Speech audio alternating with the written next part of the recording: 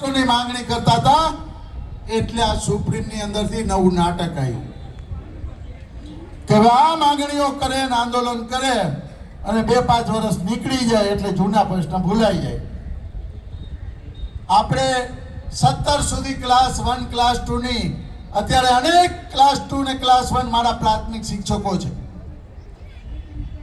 સાહેબ. 17 પછી આપણો પ્રાથમિકનો અનુભવ ગણવાનો બંધ કર્યો અને ક્લાસ 2 ને ક્લાસ 1 ની પરીક્ષા દેવાની બંધ કરી.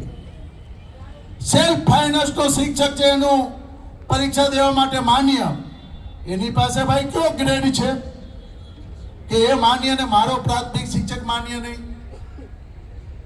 એટલે આવનાર સમયમાં ક્લાસ 2 ને ક્લાસ 1 મારો પ્રાથમિક શિક્ષક પણ દઈ શકે એના માટે પણ રાજ્ય પ્રાથમિક શિક્ષક સંઘ કટિબદ્ધ છે. આજે આપણે જોઈએ છીએ કે આપણા શિક્ષકો જ્યારે અનેક કામગીરીઓથી પીડાઈ રહ્યા છે.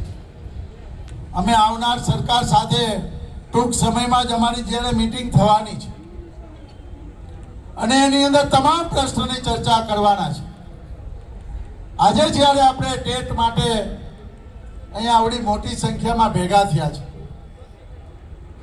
અને આ ટેટ પરીક્ષા જેમ અહીંયા કીધું જય ભવાની ને ટેટ જવાની, સાહેબ ટેટને તો જળ મૂળથી મૂળિયા સાથે ઉખેડીને ફેંકી દેવાની.